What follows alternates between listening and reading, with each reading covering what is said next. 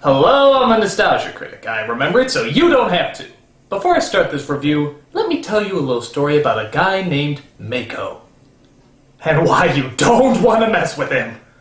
Mako apparently was a very popular sort of underground voice celebrity. He did voices for Avatar: The Last Airbender, which I never heard of, Samurai Jack, which I never saw, and played Akira the Wizard in Conan, which I barely remember. So as you can tell, I barely know who this guy is. But apparently a lot of you do, and were not very happy when I made fun of his voice in the TMNT movie.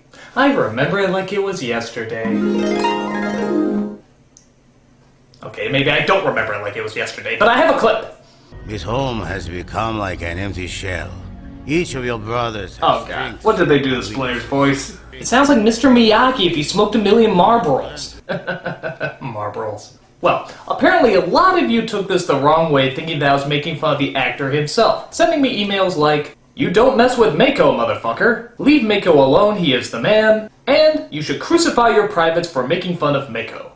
Well, there goes a 1-year anniversary surprise. The fact is, I don't hate Mako, I don't know Mako. I know nothing about Mako. I just thought the voice was a little different compared to the other Splinters I've heard before. I mean, jeez, you act like the guy died or something. God damn it! Okay, so just to recap, I don't hate Mako, I don't know Mako, so logically I can't hate someone I don't know. Especially when he's dead, that makes it very difficult. So, no disrespect, I apologize, let's move on. Boy, how the hell am I gonna segue out of that? Oh, wait a minute.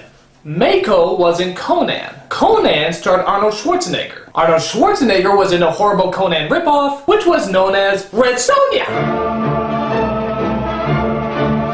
Just when you thought barbarian role-playing was restricted to the bedroom, Red Sonja dares to show us that half-naked people in loincloths is not only fashionable, but highly cost-effective. A shame it doesn't have a well-developed story to go along with it. This is another one of those classic bad movies that everyone seems to talk about. But why? Is it really so bad that it even deserves mentioning? Well, grab a potion of pretentiousness and let's find out. So it starts out with a young Sonja being played by Bridget Nielsen, as we see her lying unconscious with her house on fire. But then she wakes up to find a mystical, unfinished special effect who tells her about her woes. Sonja. You are suffering, Sonja. Fairy godmother? But vengeance shall be yours. Whoa! A fairy godmother who kicks ass! Vengeance on Queen Gedren, who wanted you for herself. Your disgust was clear. And so it was that Gedren ordered your family murdered, your body violated by her soldiers. Am I the only one that finds it weird that a woman is explaining what happened to the person that it just happened to? I mean, she just went through all this. Why'd she have to be reminded? Queen Gedren wanted you for herself. Yeah, I know. This all happened like a minute ago. Your disgust was clear. Yeah, I know all of this. Gedren ordered your family murdered. Still kind of a painful memory, really. Your body violated by her soldiers. Oh, thanks for bringing that up. But in your quest for justice and vengeance, you will need great strength. Well, I'm certainly not gonna get it from this pep talk! So, I'm not kidding, the mystical fairy waves her magic wand so that Sonja can possess a great amount of strength. And maybe, just maybe, turn into a real boy. So if you're like me, you're probably wondering, who the hell was this spirit? Where did she come from? Why did she want to help Sonja out so bad? Like most bad movies, they decide not to tell us. So really, you could put anything there and it would make just about as much sense. You could put Ronald McDonald in that position and be just as logically satisfying. Try once more, just for me. And me? Bubble me. So we cut to years in the future as we see the ancient order of silly hats is planning to do away with an evil power that mankind cannot control. Where is the Lord of Lacernia? He has not come, Highness. He should be here for the destruction of the talisman, but we cannot delay. We will proceed without him. And take those ridiculous things off! So we see the priestesses as they plan to get rid of the evil talisman, which seems to be shaped like a radioactive booger. But Castle Anthrax is under attack as the evil Queen Gedren surrounds the castle with her soldiers. O God of gods, it has become too powerful for us. And we must destroy it before it destroys the world. I'm sure absolutely nothing will stop this ceremony, so let me just proceed as slowly as possible, showing how confident I am that we are about to destroy this evil power. In fact, I feel like it's gone already. Remember that evil power? That was so long as shit cakes! So the soldiers enter the castle, killing off all the priestesses, protecting the glowing sour skill. But Gedrun wants to be sure she has the right mystical power of doom, so she tests it out. Touch it.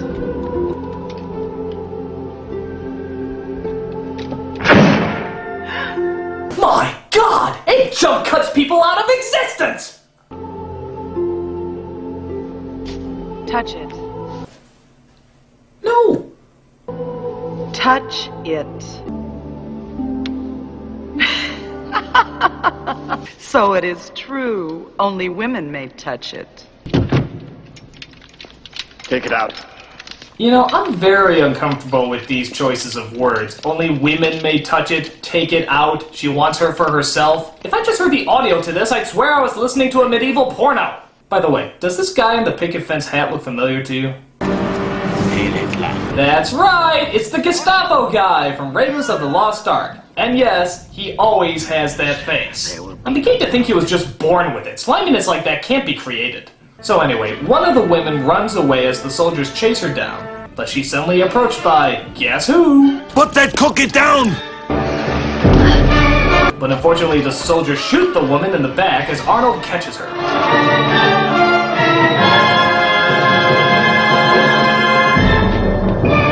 Okay, you can tone down the music, guys. He's just carrying her. It's not very exciting. Oh, well, you can bring the music back now. It's a fight scene. Hello? Never mind. Let's just see what She-Run has to say. Must destroy the talisman. We must find my sister. Take me. I know where she is. Please. Sorry, I totally blanked. What was that? So Arnold is told to find Red Sonja, who lives in the training grounds of... What the hell is that? You have nothing more to learn, Red Sonja. I didn't know Ewoks had geishas. I shall be your Gandalf for the evening. You must learn to like men a little better. Come on, how can she take him seriously without snickering? But in life, all is not swordplay. Yeah. Hatred of men in a lovely young woman. Okay. It could be your downfall. Alright, keep going. That would have been music to my ears 30 years ago. Sorry, keep going. Look at his wingspan. He's making Queen Amidala's clothes look subtle. I know. So Master Overkill tells Sonja that she can take one weapon as a gift for being such a good student. And it turns out one sword seems to be calling her name. Literally. Sonja. Sonja.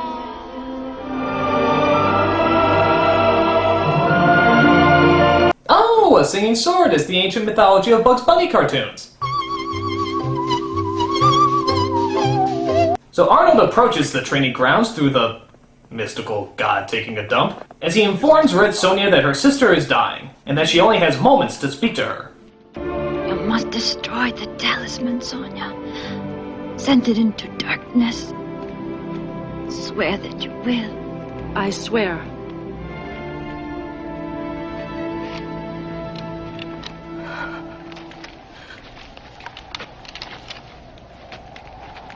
She's dead.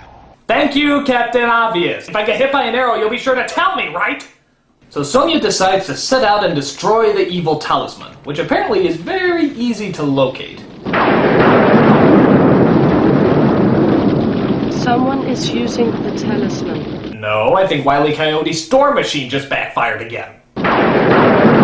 Arnold tries to come along with Sonja, but she declares that she needs no man to help her out. It's no business of yours, and neither am I. You may be wrong on both counts. I know you're a brave girl, but danger is my trade. Then I'll learn it by myself. Oh God, watching these people try to act is like trying to watch a mute person trying to teach another mute person how to talk.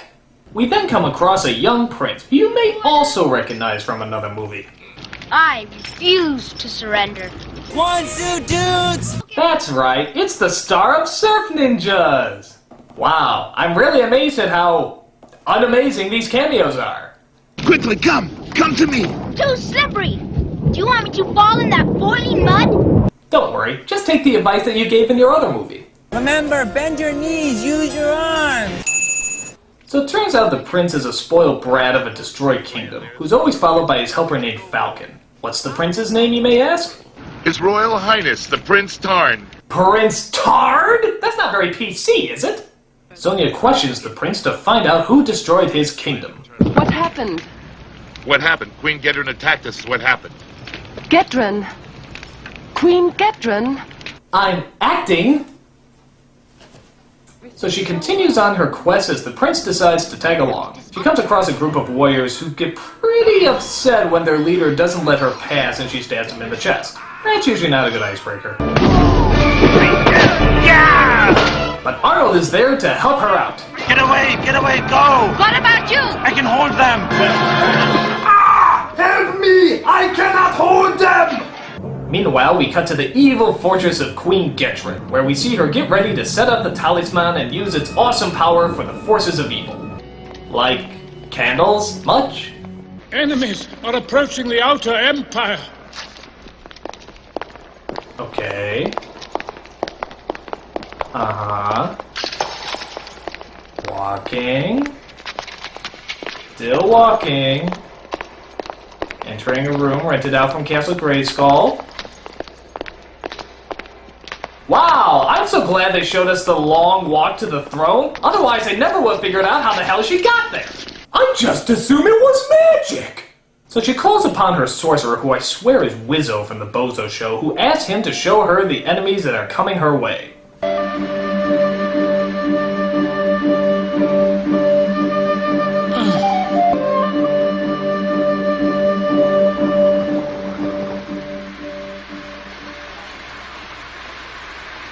Boy, I've never seen a poorer excuse to have nudity in a film outside of a porno. I mean, what the hell was that? Were they really so desperate for a titty shot that they had to just throw it randomly into the middle of the movie? Are there just no adult theaters in this fantasy world? That girl. Shall I send out a small ambush party? No. We'll wait till they get a little closer. It makes me seem stupider that way. So Sonja finally gets to the boundaries of the evil world. Wow, subtle. It's like home and gardens outside of Mordor. Berghaven, the land of perpetual night. Falcon, proclaim my arrival. Oh, keep quiet. Come on, that Prince of Tarns is a better actor than you, and he's only like 5. So they cross the bones of a giant decomposing rhino. Whatever. As Sonja tries to teach the young prince some lesson in manners. I was disarmed by those ruffians the other day. I noticed. So, it needn't be fatal. I am disarmed. Kill me. Come on. Please do! Simple, isn't it?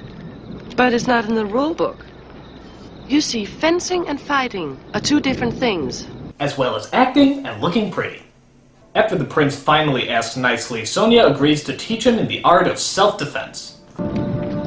You were disarmed because you hold the hilt too tight. Grip gently. See? Gently, I see. Like this? Your Highness learns fast. So they move on to the next level, location, where they discover a monster that's lurking in the water. Oh God, is that fake? Come on, I've seen better effects from the octopus in the Popeye movie. As hope looks bleak against this mechanical sock puppet, we get a visit from an old familiar face. Hello! I'm stealing this movie! So Arnold jumps into the water and tries to save the day.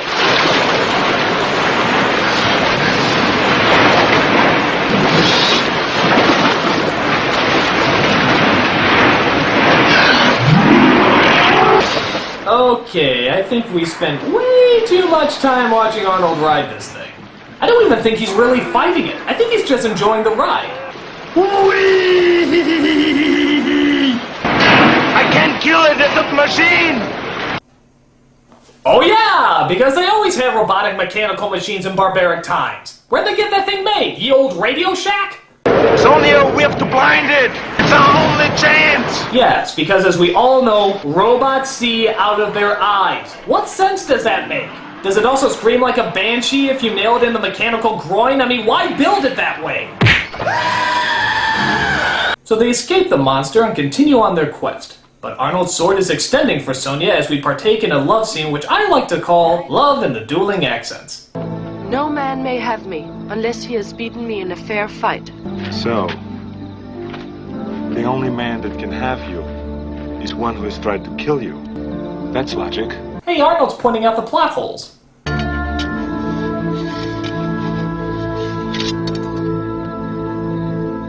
Don't be a fool. I don't want to kill you. Besides, my heart will always belong to Flava Flav. So they fight, I guess, as most couples do, as the little prince observes the commotion. What the hell did I miss?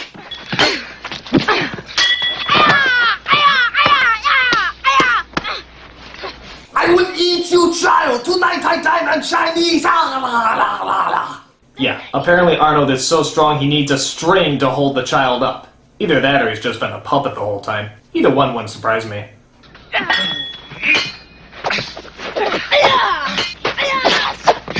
Man, even the kids' choreography is better than those two. They should have made the movie about that pipsqueak.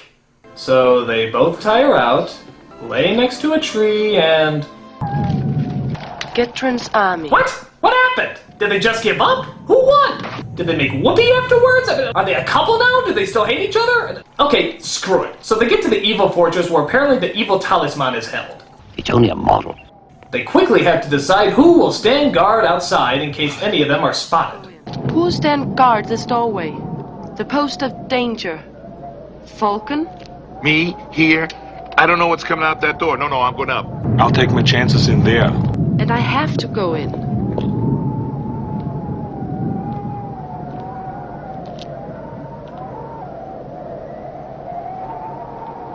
It's you, you dork! Get a fucking head! I'll stay. Oh, would you? By the way, is it me, or does that giant circular door look vaguely familiar? Inside, the Queen and her evil lackey discuss why and how they seem to have suddenly lost control of the talisman. Oh, God, Majesty, what you want? The world icon! Today we took another piece of it, the city of Tacto! There will be no world. There will be no world! There will be no world! There will be no world, I just got it. So our heroes are sneaking around trying to find a way in when suddenly...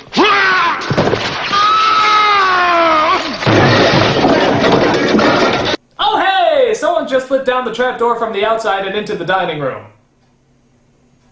Why do we install that again? So our heroes fight off the soldiers as we see our young prince duke it out with Gestapo slimy.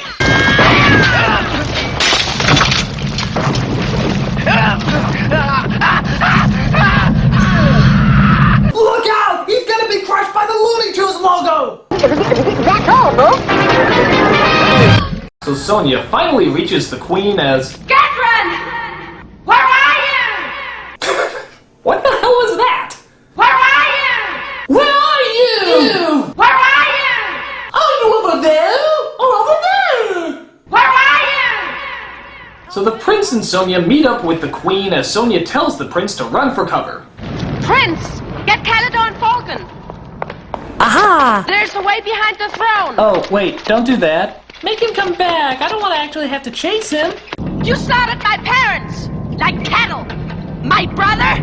My sister! My uncle, my grandpa, my goldfish, my chia pet, my goddamn chia pet!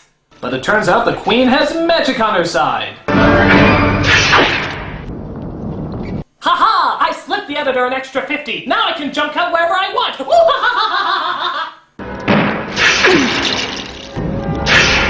Okay, seriously, knock it off. It's not a good effect. Jeez, this woman teleports more than Ganon from The Legend of Zelda. But it turns out the wizard is also getting his stripes. Uh-oh, she spotted me. I guess I should stab her again. I guess I should stab her again. I guess I should stab her again. I guess I should stab her. Okay, what is with these morons? Do you have short-term memory loss? Now I'll never lead the Grand March. So they enter into the candle room where they have their big final battle. Huh, how strangely anticlimactic. Goodbye! Remember me as a horrible blue screen effect! And take your jawbreaker with you! So our heroes have to escape the fortress before it all comes crumbling down. I can't get through! Damn my large heaving breasts! I especially love this scene where Arnold holds up the falling rubble so that they can pass. But look after it falls. You could hopscotch over that! Quick! Run away from... nothing! So the queen is destroyed, the prince is still a brat, and our two actors can't act and they all live happily ever after. So, was this film really as bad as some people make it out to be? Reportedly, Arnold Schwarzenegger used to joke that he would torture people by showing this movie over and over and over. So, is it really that bad? Well, it's definitely bad, but certainly not the worst. In my opinion, Arnold has certainly made much worse films, so I don't really get why this one's so special. But I can't lie, it is definitely a bad movie. And when your actress playing the main character who looks like this is married to someone who looks like this, yeah, you're gonna be in deep fucking trouble. I'm a nostalgia critic, I remember it, so you don't have to.